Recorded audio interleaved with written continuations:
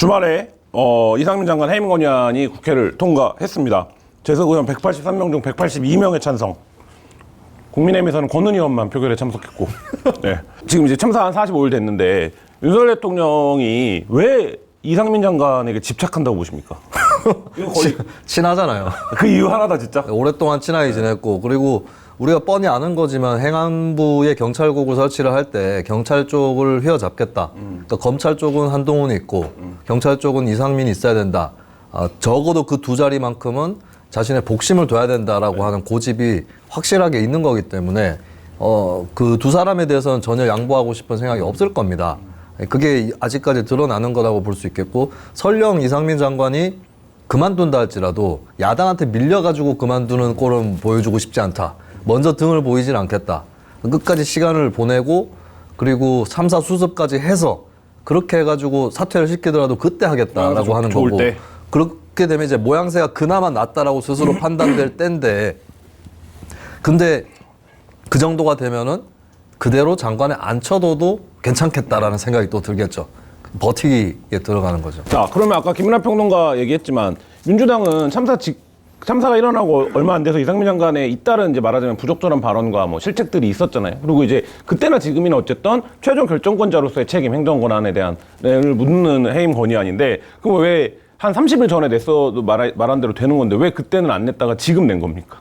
모르죠, 그거를. 근데 이제 밖에서 이렇게 보기에는 이 문제인 것 같아요. 그러니까 이 낸 시점을 보면은 예산안을 처리하면 국정조사 열심히 할게요라는 합의를 한 거잖아요. 주호영하고 박홍호 원내대표하고 두 원내대표가. 근데 그렇게 되면은 민주당 입장에서는 예산안 협상에서 다소 불리해집니다. 국민의힘이 계속 그럴 거 아니에요. 국정조사를 우리 열심히 하려고 그러는데 당신들이 예산안을 가지고 합의를 안 해줘가지고 우리가 국정조사를 하기 싫은 걸 한다고 했는데 열심히 할 수가 없네. 그럼 민주당이 아니 무슨 소리예요? 당신들이 이 말도 안 되는 예산을 고집하니까 합의가 안 되는 거죠라고 얘기해야 되는데 이 주변에서 그렇겠죠. 아니 그래도 국정조사를 해야 되면은 빨리 양보할 건 빨리 양보하는 게 낫지 않아? 뭐 이렇게 할 거 아니에요. 그러니까는 민주당 입장에서는 이 협상의 구도가 불리한데, 근데 여기서 해임 건의안을 던져버리면 이제 국민의힘은 그러지 않아도 국정조사 하기 싫었는데 이상민 장관 해임 건의안을 냈네요. 그럼 국정조사를 안 하지 이러면서 들어눕잖아요. 그러면 이제 국정조사 하기 싫어가지고 예산안에 대해서 합의도 안 해주는 정부 여당이다 이러면서 막 할 말이 생기지 않습니까? 그런 나름대로의 생각이 있지 않았을까라는 추측은 해요, 제가. 그 생각을 30일 전에는 못 한 겁니까? 아니 그때는 예산안하고 국정조사가 연결된 형태로 합의가 없었잖아요. 없었기 때문에. 그러니까는 그때는 그런 생각을 뭐 안 했는지 못 했는지 모르겠는데, 근데 제가 볼 때는 뭐 그렇게 가는 게 별로 좋지 않고 오히려 해임 건의안 낼 거면 일찍 냈든가 아니면은 국정조사를 최우선 순위에 놓고 다른 얘기를 정리를 해가면서 국정조사를 할 수 있는 방향으로 국민의힘을 몰아가든가 그렇게 됐어야 되는데, 오히려 해임 건의안 던진 게 일부 이 국민의힘이 딴소리 할 수 있는 문을 열어준 것처럼 돼가지고 그런 전술상에 이해가 안 되는 점들이 있다라는 거예요. 그런데 그럼에도 불구하고 국정조사를 해야죠, 국민의힘이. 그리고 이상민 장관도 잘라야죠. 뭐 하는 겁니까? 이제 잘라야죠. 여야는 뭐 누가 옳으냐 그르냐, 누가 뭐 더 전략적이냐 아니냐, 뭐 이걸 떠나서 어쨌든 다 각자의 뭐 판단과 생각들이 있는 상태에서 일정을 놓고 움직이고 있는데, 대통령실 아무 반응도 지금 사실 안 하는 건데, 뭐 어떤 언론들은 공이 대통령실로 넘어가 있다라고 얘기도 하고, 대통령실 아니다, 우리 공 받은 적 없다, 뭐 이런 상황인 것 같은데, 대통령실은 이제 어떻게 선택할 것 같습니까? 김환 기자님이 나름대로 그 윗선이 있을 거 아닙니까? 네. 위에가 누구예요? 우리 여기 회사에서 네. 뭐 부장도 있고 국장도 있죠. 네, 부장이나 국장한테 예를 들면 이 공덕국차 우당탕에서 김민아를 자르자 이렇게 건의를 했어요. 부장님 자르시다. 근데 부장님인지 모르겠지만 내가 부장님이 그래? 생각해 볼게 이렇게 얘기를 했어요. 일주일이 지나도 답이 없어요. 건의는 수용이 된 겁니까? 불수용된 겁니까? 그럼 불수용된 거예요. 예? 대통령실이 얘기를 안 하잖아요. 해임 건의안이 갔잖아요, 대통령 손에. 대통령이 얘기를 안 했어요, 아무 얘기도. 뭐 건의가 있네요? 그래? 얘기 없어요. 그럼 불수용된 거예요. 뭐라고 얘기를 하든 간에. 그런데 건의는 우리 처가 건의입니다. 뭐지? 아까부터 들고 있었어요. 이 두 개의 판대로. 요걸 한번 하려고. 아니, 아까 이재명 대표 거 들고 있었는데 놓쳤습니다. 이거를 불수용한 거예요. 뭐 선택하고 말 것도 없는 거고, 다만 내가 여러분 불수용합니다 이렇게 얘기를 하면은 지금 말씀하신 것처럼 민주당도 그러면은 탄핵안으로 우리가 가야 되겠네요 이렇게 얘기를 하고 그리고 주호영 원내대표도 예산안 협상에서 지렛대가 완전히 없어지니까 얘기를 그냥 안 하는 것뿐이지 그 불수용합니다 이렇게 안 하는 것뿐이지 실질적으로는 불수용이 된 것이고 그리고 해임 건의안이라는 거는 법적 구속력이 없고 그냥 건의안인 거잖아요. 그래서 이게 뭐 어떤 언론은 뭐 거부권 행사 이런 표현을 쓰지만 거부권 행사의 대상이 아니죠. 그렇죠. 예. 거부권을 행사한다는 거는 이 법안을 국회로 다시 돌려보낸다는 건데 그럴 필요도 없는 거고 그냥 한 귀로 듣고 한 귀로 흘리면 되는 겁니다. 이렇게 한 귀로 이렇게. 그래서 주호영 원내대표가 손들고 얘기한 거예요. 요즘에 나오는 이 발언의 맥락을 잘 봐야 돼요. 주호영 원내대표가 손들고 얘기를 했어요. 대통령실 이거 저는 무시하라고 대통령실에 얘기를 할 겁니다. 무시를 해야 됩니다. 그러니까 무시하라는 게 그냥 들으면 이 지금 야당이 뭐라고 주장하든지 간에 신경 쓰지 말란 얘기구나라고 이해할 수가 있는데 그 이면에 뭐냐면 무시하라는 거는 불수용하라는 얘기하고는 다른 거거든요. 입장을 얘기를 하지 마라. 나는 예산안 협상을 해야 되니까 흥분하지 마라. 그런 것까지 포함되는 거죠. 불수용한다고 얘기하지 마. 그냥 무시하면 된다. 그 얘기대로 가는 거죠, 지금. 그러니까는 선택할 게 없어요, 대통령실은. 마켓단의 전 제품 배송비 무료니까요. 회원가입하고 로그인하셔서 혜택을 받으시기 바랍니다. 이렇게 무시당하는 민주당은 그러면 예산안을 단독 처리해야 되지 않을까요? 근데 단독 처리를 할 때 한계는 감액은 할 수 있는데 증액시키는 거는 대통령이 동의를 해줘야 증액이 됩니다. 일정 범위 이상의 증액은. 그럼 민주당이 원하는 걸 뭐 넣을 수는 없는 거거든요. 그러면 여야 합의가 안 되면 정부 원안을 통과시켜줄 수는 없기 때문에 민주당 단독안이라도 내서 통과를 시키겠죠. 하지만 거기 예산에는 뭐 이재명표 예산이 정부가 편성할 때 없어졌던 걸 다시 살리지도 못하고 그냥 국민의힘 것만 깎아서 가는 주는 수밖에 주로 그것도 예산 규모가 얼마 안 돼요. 감액도. 이게 참 허무한 건데 한국의 정당들이 지지고 볶고 진짜 원수처럼 싸우지만 양쪽에서 추구하는 예산안의 차이는 그렇게 크지 않습니다.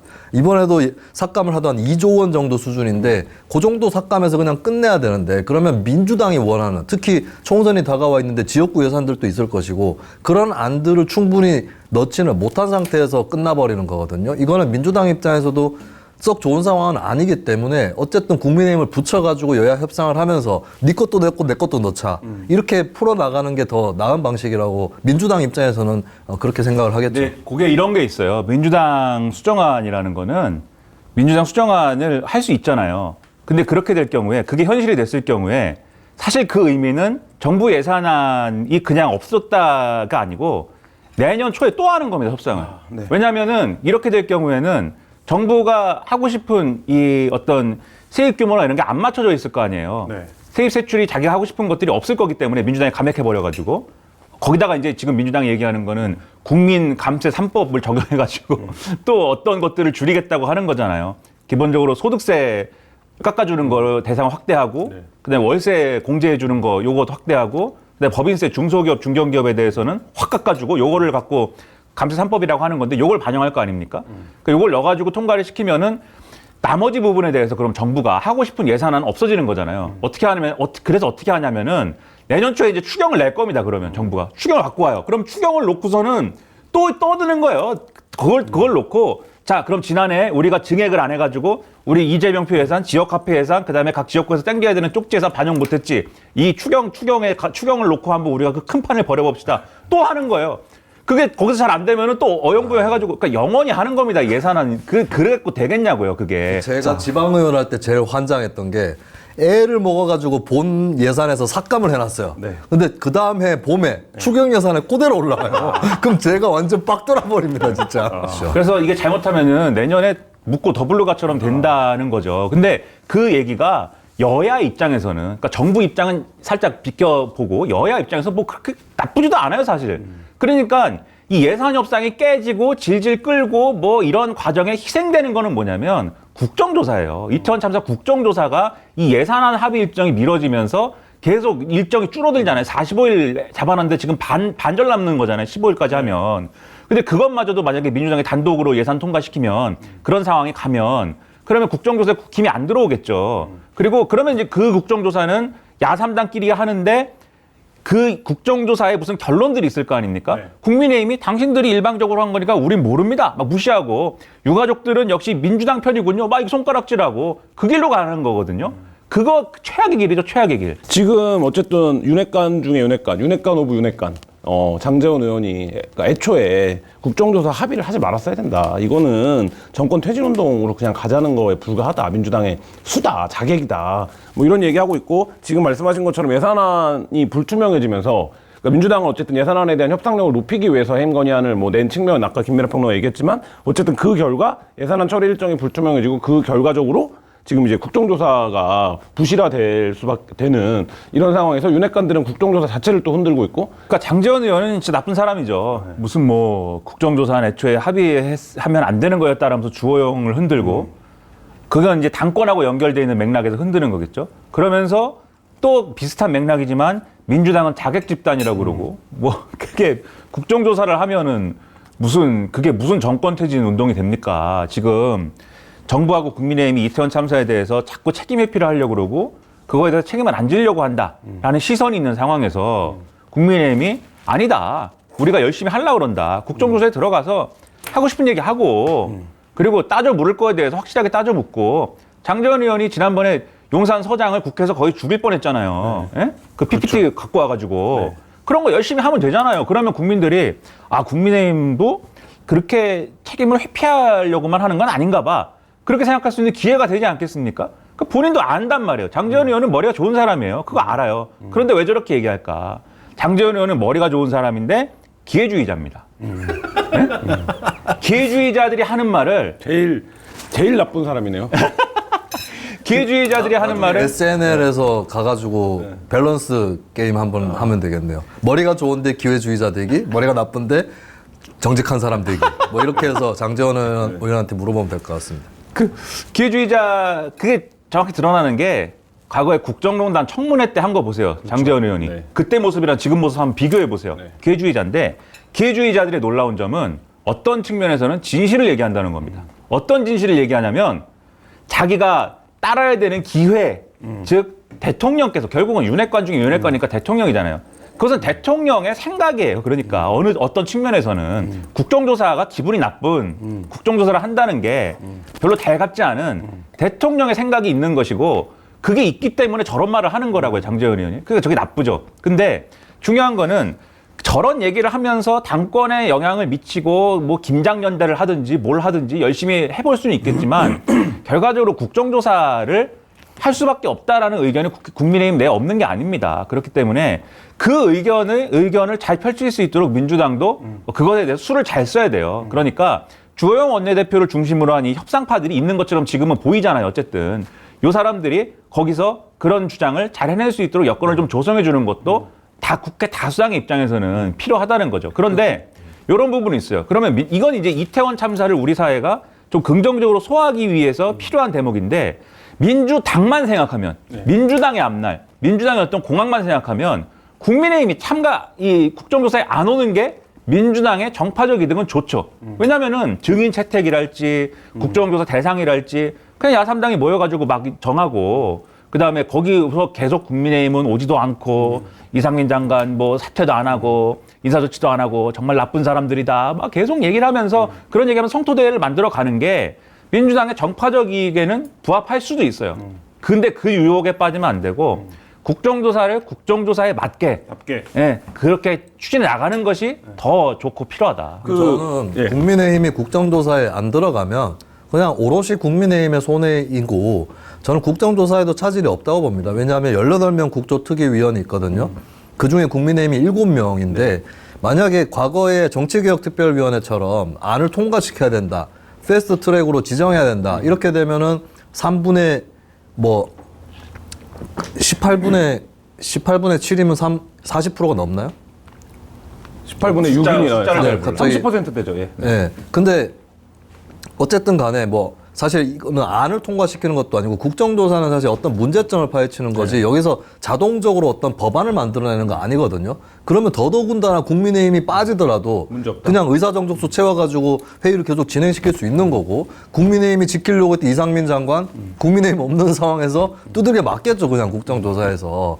그런 것이기 때문에 국민의힘 입장에서는 아무리 어느 쪽으로 보더라도 국정조사 불참은 이득될 게 하나도 없는 겁니다. 그렇다면은 주호영 원내대표가 해야 될 일은 장제원 의원 같은 사람이 국민의힘에 당연히 있는 거겠죠. 그러면 민주당이나 이런 데 협상을 할 때에 저런 애도 있는데 내가 어떻게든 해보려고 한다. 협상을, 타협을. 이렇게 함으로써 협상력을 올리는 그런 쪽으로 승화시켜 나가는 게 그나마 주호영 원내대표가 할 수 있는 일입니다. 장제원, 권성동 의원, 그러니까 윤핵관이라고 불리는 의원들이 모두 지금 주호영 대표의 합의를 비판하고 있는 상황에서 지금 이제 얘기하신 대목 주호영이 지금 협상파처럼 어쨌든 보이고 있는데 이 주호영의 실제 공간은 있다고 보십니까? 아니면 막 얘기한 대로 장제원 의원이 윤심을 대리해서 국조를 그렇게까지 얘기를 하는데 주호영 의원이 이거 내가 합의는 했지만 뭐 이렇게 소리 내릴 거라고 보십니까?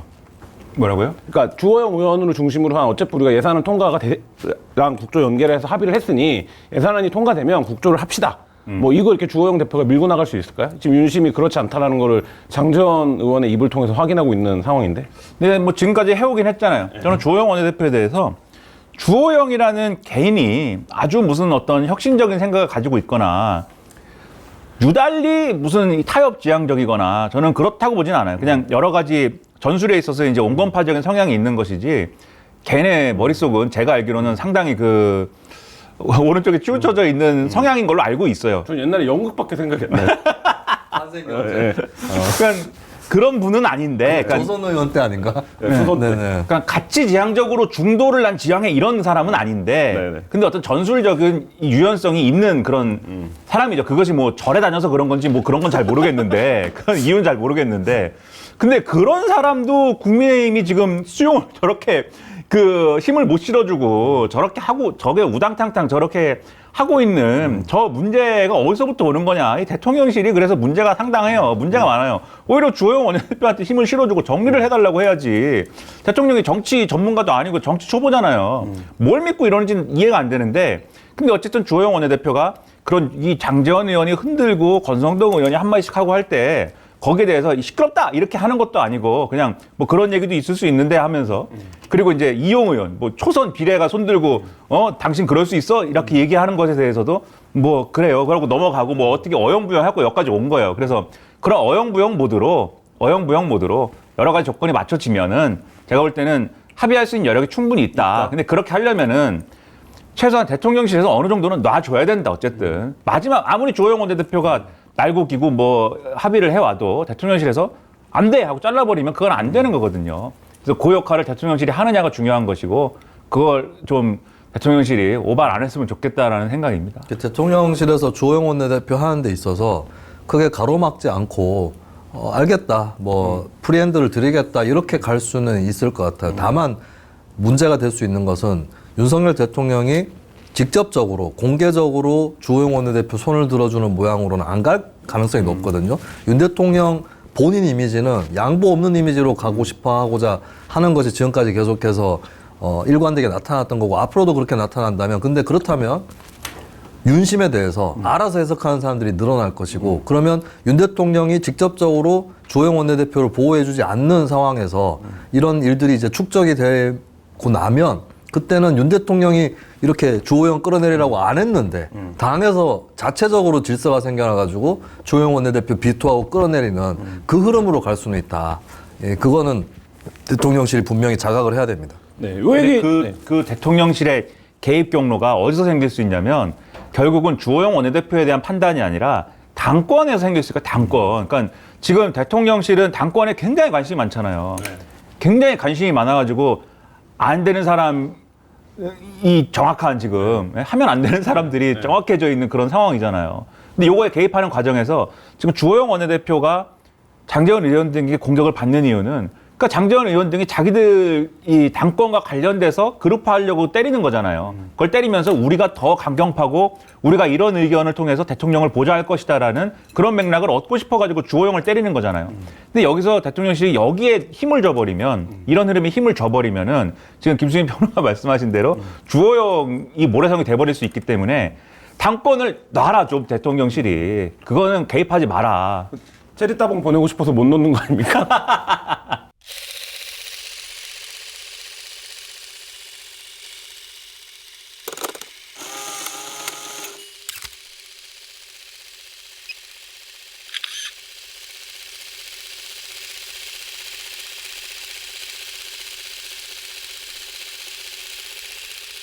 마케타니는 착한 쇼핑몰이죠. 마켓하니는 저지되어야 합니다.